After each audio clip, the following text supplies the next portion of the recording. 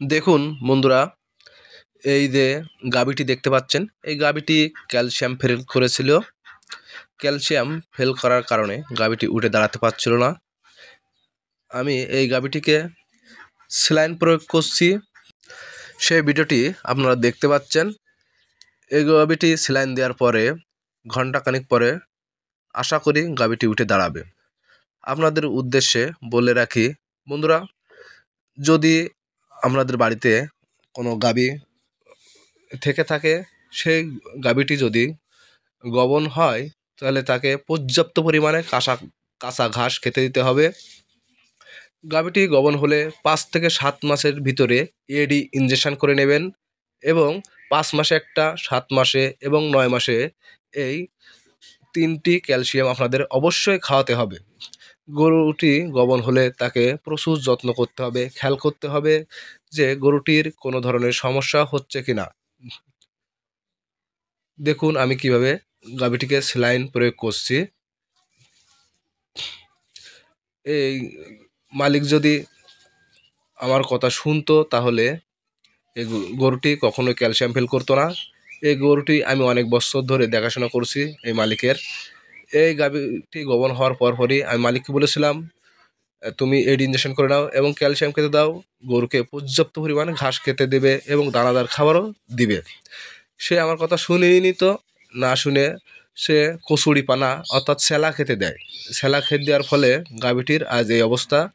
শরীরে শক্তি বলে কিছুই নেই, বাচ্চা হওয়ার পরপরই ক্যালসিয়াম ফেল করেছে। বন্ধুরা, ভিডিওটি যদি ভালো লেগে থাকে লাইক, কমেন্ট এবং সাবস্ক্রাইব করবেন। আপনাদের একটি লাইক এবং কমেন্টের আমাদের আরও ভালো ভালো নতুন ভিডিও বানানোর অনুপ্রেরণা জাগে।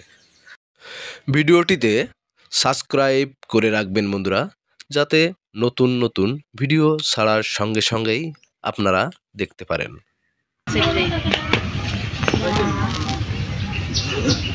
কি হবে তো ভালো কাজ, তুমি একটা পূর্ণ কাজ করতো, মানুষের বিপদে সাহায্য করতেছো, জানো না? তা অবুলা প্রাণী মানুষের সাহায্য না।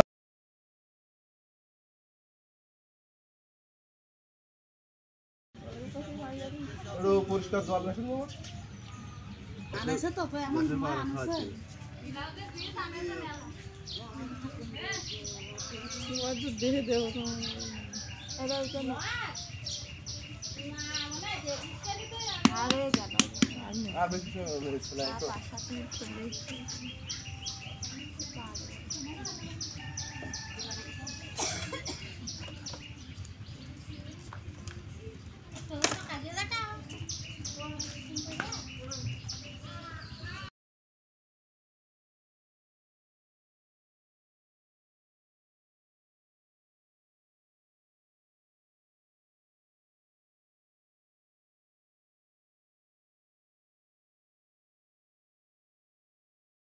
দেখুন, এই গরুটি ক্যালসিয়াম ফেল করেছে, তবু বাচ্চার জন্য তার কত মায়া।